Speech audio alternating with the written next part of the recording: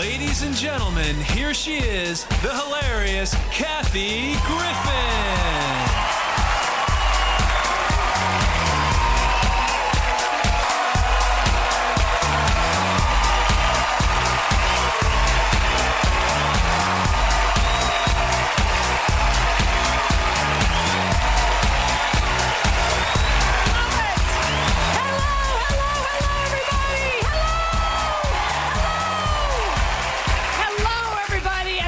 To Borgata Hotel, Casino, and Spa in Atlantic City.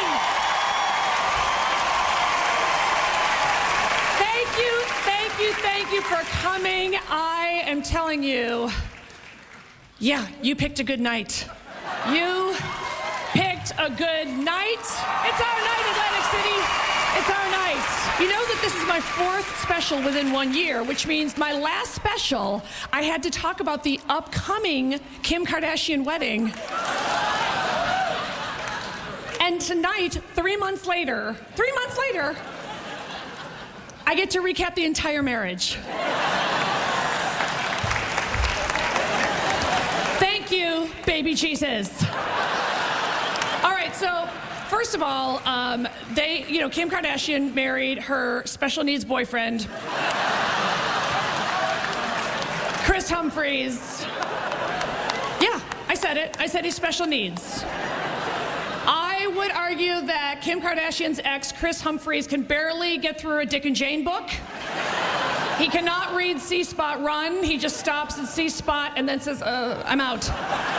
So this is just a comedic bonanza for me because she and her big ass are crawling all the way to divorce court where they belong, and Kim is just counting her money. Okay, so let's just talk theories. And these are alleged, they're just theories. Okay, so here's what I think happened. I think that there was a price tag on every day she stayed married to that loser, right? And I think that's why she got out of it after 72 days. Because Kim Kardashian gets something like $500,000 just to show up at a nightclub, shake her ass, maybe go up and down the stripper pole once or twice. But I get ahead of myself. And there are a few things that happened that week, coincidentally. First of all, the mom, Kris Jenner, who in a way I do worship because she is an evil genius. And she was releasing her book, coincidentally, 2 days after Kim announced her divorce. Isn't that weird? Exactly. And it was a tell-all about being a Kardashian because she was finally going to reveal things about the family. What the don't we know about that family? At this point that she has a tell-all book about it. Anyway, you know who'll probably get it is my mom. Yes, my 91-year-old alcoholic mother, Maggie, who you love. Who you love, AC. I know, you love you some Maggie Griffin, don't you? I get it. Well, my mom is devastated. Kathleen, it's your mother. Oh, shite, I'm a nervous wreck about the Kardashians. Kim got divorced. I don't know what happened. The guy seemed nice. He was real tall. Anyway, I watched the fairy tale wedding, and let me tell you, it's no fairy tale. Oh yeah, my mom was very invested. I think she thought she attended. She was a little drunk. Are there any other boxed wine lovers here in the house tonight? Hi! It's your night. You've got a spokeswoman, Maggie Griffin. All right, so my mom was very upset about the Kardashians, and then I went on that show, The Talk. You know what that show is? It's like The View, but less aggressive. Yeah, I went on The Talk to promote one of my stand-up specials, and one of the co-hosts that day was Kris Jenner. Now, I've met all of them, and they're actually all very nice, those Kardashians, when you meet them. Okay, so the producers called, and they said, you know, we just want to let you know that Kris Jenner is going to be the co-host that day you're promoting your special. Is that okay? And I said, sure, why? And they said, well, you know, you're going to be pretty much right next to her. And I said, yeah. They said, well, you know, we're going to show a clip from your special where you kind of make fun of them a little. And I said, okay. So I went on the show, and she was very nice. And what I didn't realize was the clip they were showing was one that was less than flattering about their family. And I believe I called all of her children dirty whores. And she's sitting there right next to me, and she was very nice, and she said, okay, now will you stop talking about my family in your act? And I said, no. And she said, okay, will you at least stop making fun of my daughter, Kim? And I said, no. I have people in Atlantic City that are waiting for me. No, I make a promise and I keep it, damn it. once and I keep it. And you know, I follow Kim Kardashian's twats on Twitter. And her twat's what made her a star. Let's be honest. So Kim Kardashian has started twatting again on Twitter and appreciates that we've been there for her through the good times and the bad times, or the good times and the sex tape. And so anyway, Kim sent out a letter, which I brought for you. Yeah, I do my research and development. So this is the letter that somehow leaked to the press. She sent it to TMZ, allegedly. And then I also like how the Kardashians have this way of talking. Hi, I'm a Kardashian. I'm so bored with my money. I don't know what to do with it. Start the tape. All right, so she sent out to her friends, I would rather you hear it from me than someone else in the news. The news. Like, this is the news. You know, not the debt ceiling or the presidential election. No, it's all about Kim and her divorce. I know this seems crazy. I've spent the last few months struggling with my marriage. The last few months? I'm not a mathematician, but I would not say 72 days constitutes a few months. Chris is a great guy. It's good that she's reaching out to the community. A great guy, but we come from such different worlds, and he isn't what I thought when we first met. Now she's getting all Shakespearean on your ass. And by the way, I like her acting like, you know, guys aren't always the way you think they are when you first meet them. Okay, welcome to the heterosexual world, honey. Welcome. Gays, take a nap. This isn't your section. I'll get to you in a minute. Now, I think the whole thing is so interesting because, look, as an ally in the LGBTQIA community, I'm all about the gay rights.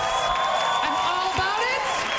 I have marched in favor of gay marriage many times, gay rights, etc. You know, separate but not equal is not equal. I get it. By the way, you know that your very own Maggie Griffin, 91-year-old activist, had the greatest sign in a pro-gay marriage rally we went to together, which said, "Gay marriage, I'll drink to that."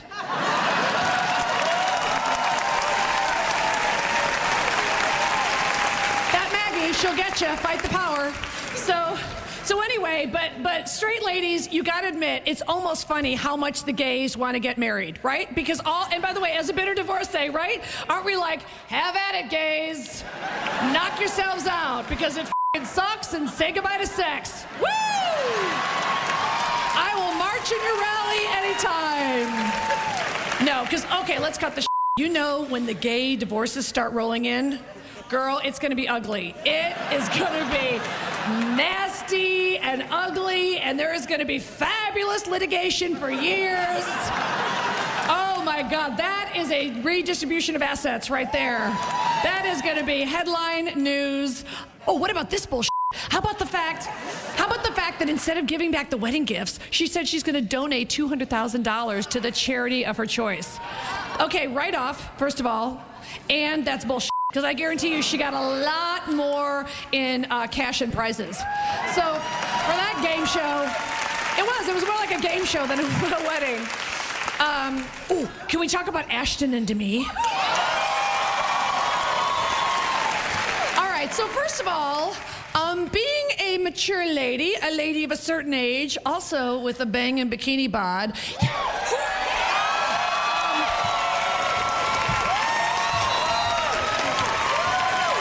spank myself. Do you ever do that, girls? If you're bored, you're like, well, nobody's here. I'll spank myself tonight. It passes the time. It passes the time. Anyway, so you can spank me later. I heard you. Hi. It's probably this guy. Just how I like him, vulnerable. Anyway, okay, so Demi Moore is so gorgeous. I'm sorry, I am not a big Kutcher fan. I think she's hot and she kind of has everything. And him with this long hair and the 2.5 men, he's not even the half man, he's a quarter man. And I'm just saying, I'm team Demi, sight unseen. But anyway, so the two of them, of course, got divorced because I guess he was like banging some blonde on the side or another blonde on the side. And you know, in Hollywood, nobody's ever hot enough. There's always a freaking hotter one. So Ashton Kutcher released some kind of statement saying that marriage is one of the most difficult things in the world. Really? I would say fighting cancer or me running into Oprah in a hallway. More difficult. it was just really funny because she was waxing me. It was really painful. And I'm a yeller. Like, I will just be there in the spa going, ow, ouch, Marina. I don't even know her. Marina, ouch. All right, there's got to be a couple straight people. Let me hear you. The straights are out. Hi, sweetie. Look at everybody.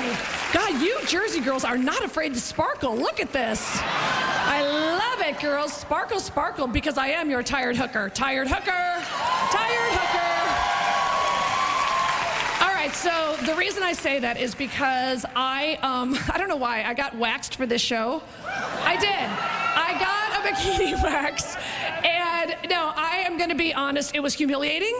I had the woman from the Eastern Bloc country who was waxing me. And by the way, I'm not kidding, talking about her problems the whole time. And waxing is where they take actual wax and they take like a freaking popsicle stick. It's thank you, it's horrifying. And you have to put your legs up like this, like I'm a freaking new candidate for Beaver Hunt and Hustler. There's my straights. Gotcha. Wake up. Wake up, straights.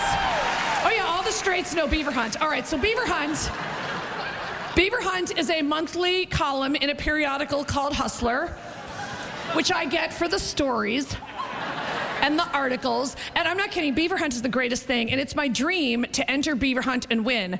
Because, yes, it's a contest where you send in a picture of yourself focusing on your beaver. And you know, what I thought when I first heard of Beaver Hunt, because I only know like 4 straight guys, but they did tell me about it. They all watch it or read it. And so Beaver Hunt, I thought it was going to be like a close-up of your pussy. And then when I actually saw it, you know they do them all in trailers because it's some poor girl and you know the like methed out boyfriend took the picture. It's some poor trailer trash doing this shit. See, there's where I lost the gays. The gays are all, ew, fish, hello.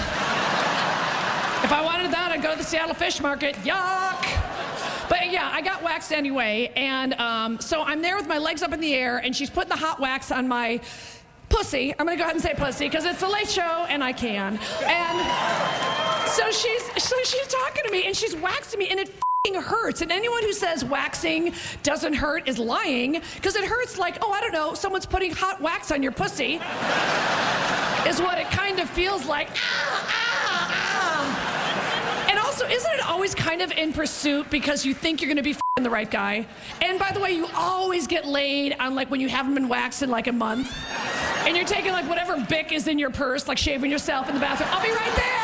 I'll be right there. Hold on. I'm just flossing my teeth. I'm not even kidding. I have a razor in my purse. I'm ready to get f***ed anytime. Anytime. What? Why not? Why not? All right, so back to my waxing. Where were we with my pussy with wax on it? Thank you for reminding me. So I got my feet up in the air, and this chick, Marina, is talking about her problems and burning the out of my vagina. Well, you know, I'm going through a divorce, and sometimes my thoughts are foggy. She said that. Sometimes my thoughts are foggy. And I'm like, watch the clit. Watch the clit. Easy. I need that clit. I need it. I use it almost every day. Almost every day like clockwork. And then it was just really funny because she was waxing me. It was really painful. And I'm a yeller. Like, I will just be there in the spa going, ow, ouch, Marina. I don't even know her. Marina, ouch. And then out of the blue, she goes, you want me to do the lip? Should I do the lip? What about the lip? No, back off my lip. And for a minute, I didn't quite know what she meant because I was thinking of, and I was like, no, wait. And I thought she was going to put wax on my head. I'm like, relax, Marina. I know your thoughts are foggy and you're going through a divorce, but relax, take it easy and cool down that wax. And so she goes, I do the lip? And I said, no, leave the lip. Leave it. It's good. And then she goes, well, I can do the butt. No. So she was like compromising with me, negotiating. And I was like, all right, do the butt. Go ahead. Do it. Knock yourself out. So just so you know, I have no like hair there or anything. But my lip is good, everybody. My lip's here to work. So did I just hear someone do the Islam chant? I heard her. I thought it was a go. All right, I'll take any bit. Oh, God, that would scare the shit out of my mom. My mom loves Fox News. Jesus Christ, Islam's coming. What does she mean, Islam is coming? Mom, it's here. I love it. You know, I performed in Kuwait. And it's funny, the audience is there when they like you. They go, It's like their way of saying, yeah. Did somebody just yell New York? Relax, we got it. I love America. No, I actually love New York. I was actually in New York last week, and I saw the new Hugh Jackman show on Broadway, which is, I know, hello, he's Wolverine, and he's a song and dance man. Okay, here's the deal. Hugh Jackman is a movie star, a Broadway star. He's gorgeous. His body is sick. He's sexy. He's really, really sexy. What I was not completely prepared for, and until I was in the audience, was I did not know how gay his show is. I mean, I kind of know more as Wolverine, where, you know, he's got like knives that come out of his hands, and he's like a wolf, or I guess he's a Wolverine, or he's like got horns, he's like a devil, he's like a sexy f***ing wolf. Like, if you want to ever f*** a wolf who's got knives, so be careful. I don't know, I don't get it. I've never seen that movie, but he's just hot. What I didn't know is that really he's a song and dance man, and it was just kind of disarming to see Hugh Jackman on Broadway. And I guess I thought the one-person show would be him, like, doing dramatic monologues or talking about being from Australia, and he starts with a song from Oklahoma. So I was like, oh, that's funny, campy music. It's f***ing Wolverine. He comes out. Wolverine comes out singing something from Oklahoma, and he like walks like this when he sings and does all these like old-timey Broadway expressions like this. It's a really, I just wasn't prepared for the level of fabulousness. And he does this thing too, which is he goes into the audience a lot. So he like sits on people's laps a lot, and he gives a guy a lap dance at one point when he's playing Peter Allen, you know, when he was in that play, The Boy from Oz. So at one point, Wolverine's on stage in gold leather disco pants. I'm not kidding. And a tied shirt like Marianne from Gilligan's Island. And it's also sparkling. You can Google this. And he sits on some guy's lap and he starts singing and he's moving his ass like that. And I'm so confused. I want to f*** Wolverine, but I don't know if he wants me anymore. And I'm waxed. I'm waxed. She didn't do the lip, but she did the butt. Can I do the lip? Can I do the butt? No. And I loved it, but he burst into song for no reason. It's just fabulous show tunes. And he'll be like, you know, it's a little misty out today. It wasn't as dry as yesterday. And then someone throws him a cane, no joke, and he just starts doing this shit. While singing in the rain. And I guess I just kept thinking he was gonna stop the song and go, oh, I'm just kidding. I'm Wolverine, what's up, bitches? No. Oh, he sings One Night Only from Dreamgirls? Gays, that's Effie's song. That's not even the dude's song. And then I went online because I thought maybe I had imagined it, because sometimes I want things to be gayer than they are. So I went online, and you can YouTube like the commercial for the Broadway show, and they show him just doing this shit, like. And then he goes, like, he brings somebody up on stage from the audience, and then he goes and sits on somebody's lap. And I'm not kidding, he goes in, like, where you are, and he's like, I don't know, it's kind of hot in here. I got a fever. Ha-cha! Like that. I know he's heterosexual and he's Wolverine, but the show is gayer than a glory hole in Johnny Weir's bathhouse.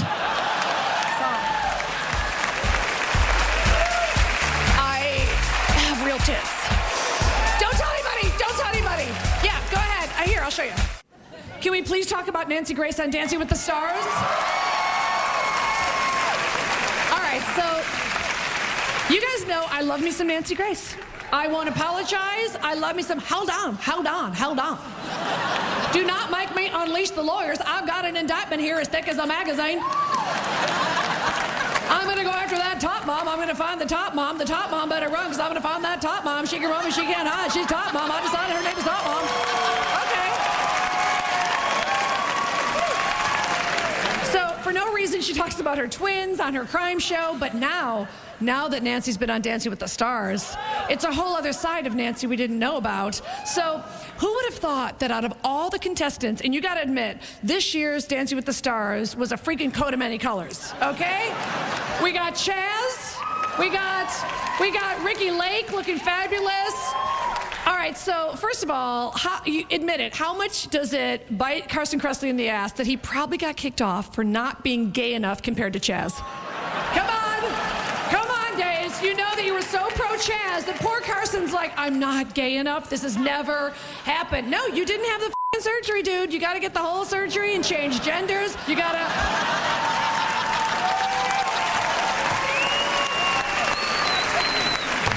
All right, so Nancy Grace on Dancing with the Stars is a dream, and here's why. We're used to seeing her on her crime show with the jacket and maybe a big chunky piece of jade jewelry, but who would have thought out of all the people on Dancing that would have a wardrobe malfunction,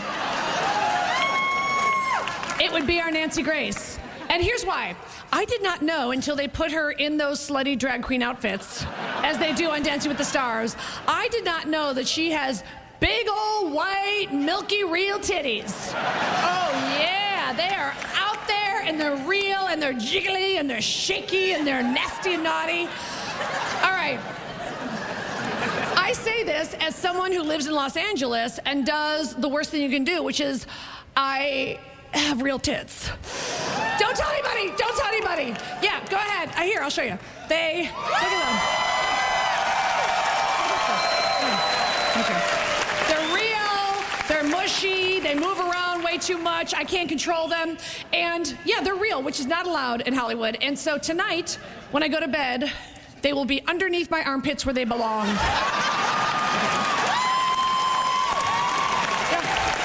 Where the good Lord intended.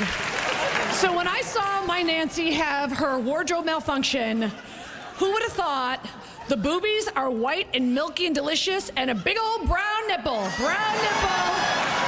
right here. It was fantastic. So immediately, my twatters are on me on Twitter. My twatters were twatting up a storm. And let me tell you, you f***ers are demanding. So all of a sudden, my twat blows up. You want me to do the lip? No. Leave the lip alone. And immediately people are on Twitter going like, Nancy Grace, joke now. Nancy Grace's nipple, talk now, Kathy. So I immediately just started writing jokes, and I was at home going like, tit mom? I don't know. And now, the twins. And so Nancy Grace actually twatted. I only know how to say twatted. Nancy Grace twatted me back, and I thought it was kind of cute because it's actually pretty rare that I make fun of a celebrity and they actually have a sense of humor about it. So I brought Nancy Grace's twat. Would you like to see it? And I quote, I firmly deny the alleged nip slip, and I demand that at Kathy Griffin come to Dancing with the Stars to launch a full investigation. I will voluntarily provide you access to my industrial strength bra. For John David and Lucy, I love how Nancy would dedicate every dance, and now the rumba for the twins, John David and Lucy. It's like Hugh Jackman at a late show. All right. By the way, are there any, I don't know, gay people here tonight? Hello, gays. Look at the Jersey gays. Holy shit. You're like a combo Jersey Shore and the Real House Husbands of Atlantic City. You're all buffed up, but you're still doing the rendition Ed Hardy thing. Crosses on your asses. I love it. Wait a minute, how could I forget this? Okay, so do you guys know about an app that the gays love called Grindr? You do? Okay. See, this is why the gays have it all together, and we have to learn from them because they have their shit together, they mobilize, they march, they pass legislation, and look fabulous. So anyway, there is an app that I know I'm a little late to this party, but if straight women could figure this out, it would be so great, which is there's an app where you go, and I'm not a paid spokesperson, it's Grindr, and what it is whatever, oh, there's a guy on it right now. Okay, what a shock. All right, so it's an app, and I think the way it works is you go on there and you say like where you are and what you're looking for. So all the other gays on Grindr know you're right there, and you're looking for love or a hand job. So yes. So I am obsessed with this. So I know this is kind of wrong, but I actually made up a fake Grindr profile. And I'm not going to say my name, but this is so sick. So what the gays do is they put foxy pictures of themselves, so you know like what the guy looks like that you're talking to, and then you know exactly where they are. So you're like, hi, I would like a hand job. And then you're talking to Kyle, who's 342 feet away. Like, they tell you exactly where available gays are for whatever you want. I know. Why didn't we think of this, girls? Okay, so I decided just for fun to do a fake profile. So obviously I can't put a picture of myself up there because I'm a chick, but okay, so I have this picture of me with New Kids on the Block. So I have a shirtless picture with Donnie Wahlberg, who's hot, by the way. Don't be hating. He's hot. All right, so I on my Grindr profile, it's a picture of Donnie Wahlberg without his head, because it's funny to me that the gays on Grindr don't give a shit about like your head. So there's all these like headless, awesome ab pictures. And just for fun, I sent out like a message to whatever gays were on Grindr nearby, thinking they thought I was Donnie Wahlberg from here to here. And I just said, hey, anybody feel like putting a light bulb up my ass? Because I thought nobody would respond, and I would just show my friends, oh, no. I got a ton of responses that were like, where are you at? What's your room number? It's my new favorite hobby. So I then went on the website, and I saw that Grindr actually has rules and regulations for the kind of pictures you can post, and I brought it for you. Can I read it to you? Yeah. These are the Grindr guidelines. No grabbing or holding genitals. So you gotta just let them like hang there. You gotta just pick a side, right or left. All right. No images that display semen. That's fair. No photos that contain sex toys or props, including fruits or veggies. I just like that it's veggies, like it's a, freaking, crudité platter of cocks. And then this is what I love. No nudity used to advertise services, goods, events, websites, or apps. Like, there's gays that just have a boner and then advertise their website on their hardcock.com. Okay, I'm going to tell you something that is true, and that's what I'm going to tell you, because sometimes I know I go too far, but my barometer is kind of, if it's true, I throw it in the act and see what happens. So I'm just going to tell you this. I'm so testing you. I'm so like your 4-year-old testing you. Anyway, okay, so I have 2 rescue dogs, Larry and Pom Pom, and I love them, and what's funny to me is the people that are in that business of rescue animals, they really are doing the Lord's work, and I say that as an atheist, but I'm saying if there is the Lord's work, they're doing it. So I have a dog, Pom Pom, and she permanently has one ear down and one ear up. So she's really cute, and she's like an asshole. Oh yeah, my dog Pom Pom thinks she's a cat, and she's not a normal dog. She's not loyal. She would throw me under the bus in a heartbeat if she could. I come back from the road, and she's got her cigarettes, and you call that a career? She's not a normal dog. And then my other dog, Larry, is special needs. Special. Oh, yeah, and the rescue place said that he was 5 years old, really docile, 70 pounds, was good with other dogs, completely trained, and would never eat furniture.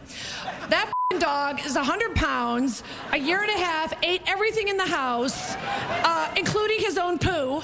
Oh, yeah, Larry loves a meal of his own poo. That's his idea of a good time. All right, so usually I don't like talk about the stuff on stage because what do you guys care? But anyway, I sort of started, I kind of sort of ish started dating somebody, and he's really nice. It's normal. Anyway, I'm 51 and he is 33.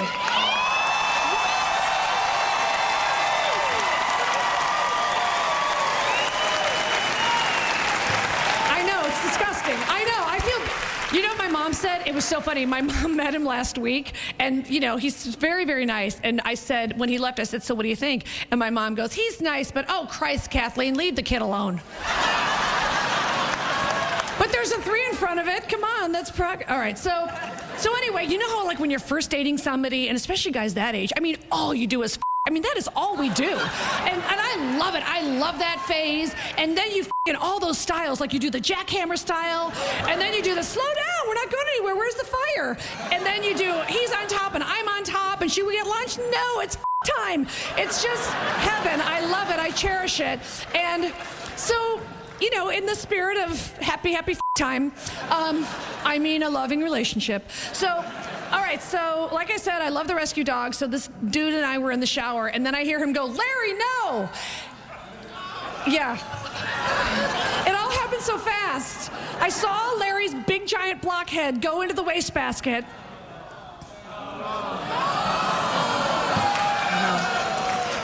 Yeah, Larry ate a used condom.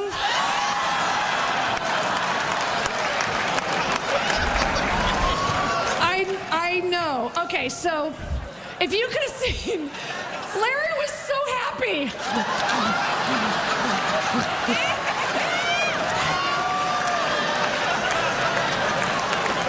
I know it's disgusting. Okay, so I like how there's just mini discussions that are breaking out amongst you.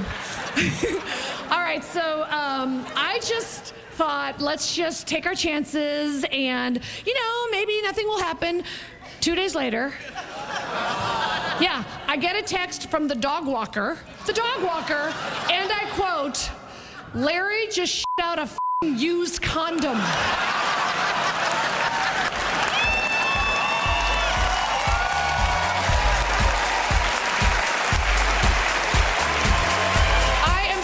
There is a girl on Real Housewives of Beverly Hills that's basically a human duck. She's half duck. She has feathers. She lives in a pond. She splashes around. I'm sure she has webbed feet. What about when Lindsay was late for the morgue? Did you read that? So Lindsay has her community service, and she volunteers to go to the morgue every day because she says to the judge, I'm so serious about taking the sentence seriously this time. I'm not just going to go to the morgue when you tell me for my community service. I'm going to go every day. And the first day, she's late. And the dude who works at the morgue doesn't even let her in. Do you know how bad that is when the morgue dude, who's probably getting minimum wage, is like, we're full up, Lindsay. Turn around, go back to shopping.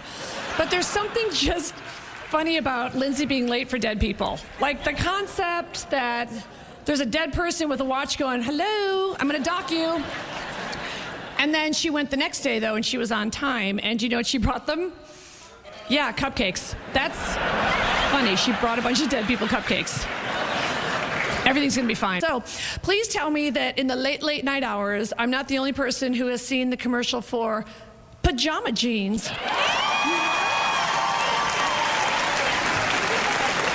Have you ever wanted the style of a jean, but the comfort of a pajama? Have you ever gone to bed and thought, I wish I didn't go to sleep in my jeans again? Have you ever woken up in your pajamas and thought, I wish I could go horseback riding? Well, now you can. Pajama jeans. All right. Not only do I have 4 pair of pajama jeans, and by the way, they're pretty much one size fits all, but one of my gays actually dared me to go on tour wearing pajama jeans, and let me tell you, the gays in the audience turned on me. I could see angry snaps, and no, she didn't, because pajama jeans, and I'm not a paid spokesperson, pajama jeans are so wonderful that you just pull them up, because they're when you want the style of a jean without that pesky zipper. I swear to God, they're heaven, and they're perfect for bulimics or just ladies that want to enjoy some ice cream without some unfair judgment of a stiff jean or a zip or a button.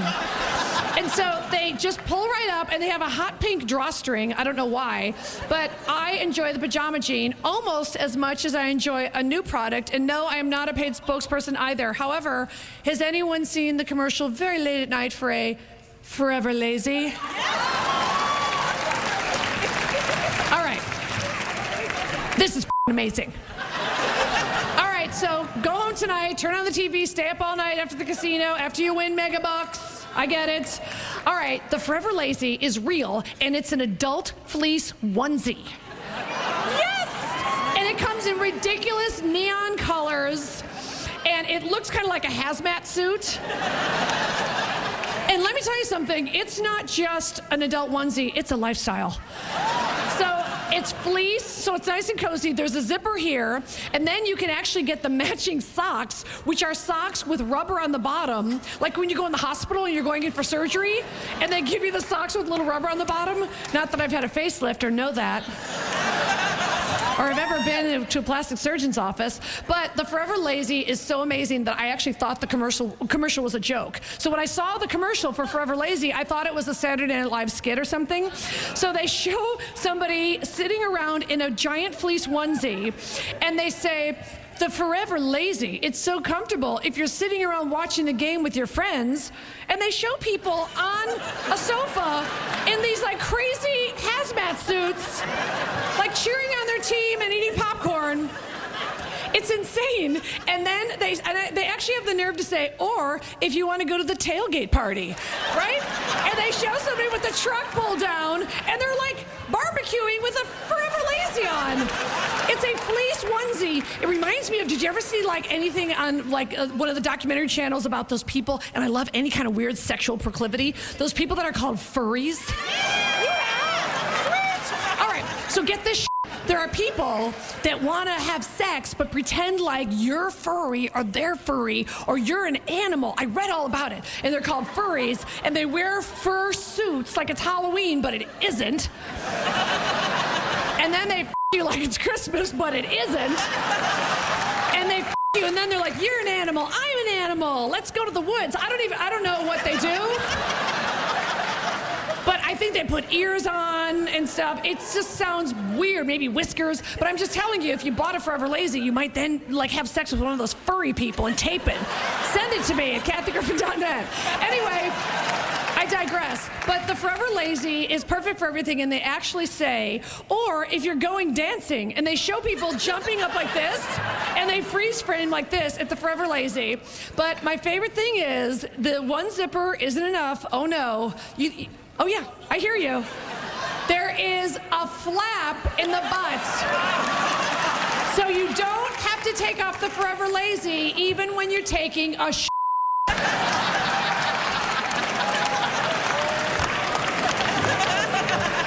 Yeah, it is perfect for shut-ins or people that can't be bothered. Don't you hate when you have to separate your top from your pants? Now with the Forever Lazy, you just reach in and undo the flap and poop. Oh. But I can't help it. I love watching that stuff, and there are certain things that capture me no matter what. I don't know if anybody, but here at the hotel, I got caught up in yet another Real Housewives marathon. Yet another one. All right. So if anybody saw this, you know I'm not making any of this up. Okay, so on Real Housewives of Beverly Hills, there's a girl, Taylor, who has lip plumping.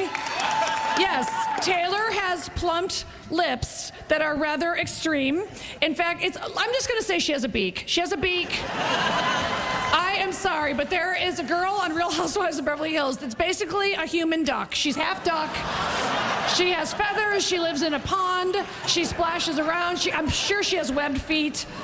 And today I was watching it, and I can't help it. I love when these housewives say all the great stuff. Like, remember when Carolyn from Jersey, let me tell you something about my family. So I still love it. So today I was watching Beverly Hills, and Taylor said, and they keep running this in the commercial did you see it today? If you're not gonna be my friend, then please don't be my enemy. You guys are so good. All right. I have been saying that to everybody. I mean, I will say it to the store clerk. I've said it to my mom. What the Christ are you talking about, Kathleen Mary? I'm your mother. I'm not your goddamn friend. What the Christ are you talking about? Doesn't make any sense, god damn it. So then, I'm not making this up, so they had that scene, and then our hero Taylor walks her beak out of the house, and this had to be a real reality moment, because she storms out after making that speech, and she goes to the gate of Lisa Vanderpump's house, and I'm not sold that Vanderpump is her baptismal name. It's a little bit of a porn name. Anyway, so then she walks out with her bag and her shirt dress, and her lips got there about 20 minutes before the rest of her face. I'm just saying, her lips kind of announce the arrival, like here comes her face, and eventually everybody gets there. But did you see the part where she runs into the plastic surgeon, Paul, who is in scrubs all the time? I don't know why there's a doctor walking around Beverly Hills in scrubs all the time. He might as well have a stethoscope and like wheel an oxygen machine. And then they have a whole conversation confrontation, I'm not kidding, between the iron rods of the gate, and she's going on and on about how these bitches can't get along, and he's acting like he gives a shit, and then he reaches through the iron and starts to give her an exam. Did you see it? And he's in the middle of all of this, she's like, and I said to them, if you can't, and then he goes, you need a little more filler. I swear to God, not making it up. You know, I go, can we just at least order a pizza? And she goes, how do you order a pizza? I'm Cher. I don't know how to order a pizza. So, you've been so wonderful. I think you deserve a brand new Cher story. All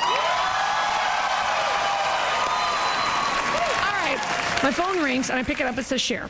Okay, even if I'm by myself, every time Cher calls, I still do this. It's Cher. Look at this. Cher. Okay, so when Chaz was on Dancing with the Stars, my last stand-up special was premiering and I didn't have anybody to watch it with. So, you know, the A-listers, they can be kind of temperamental. You never know when they're in town or busy or whatever. So I just texted her and I said, don't be an asshole. I want to come over tonight and watch my new special and watch Chaz on Dancing. So she writes back, well, do I have to feed you, you stupid bitch? And I said, no, I promise I'll feed myself. And she was like, I don't know if I'm in the mood. And I said, well, I'm at the gate. So I go inside her house, and I said, I'm starving. And she was like, I can't believe I have to feed you, you bitch, you lied. So we get into her bed, and I know this is surreal, but we're flipping back and forth between my stand-up special and watching Chaz on Dancing, and we're just gossiping and having fun. And I said, but really, I'm hungry, and she's Cher, she doesn't really eat. So I said, you know, I go, can we just at least order a pizza? And she goes, how do you order a pizza? I'm Cher. I don't know how to order a pizza. Which is true. She doesn't have to know how to order a pizza. She is Cher.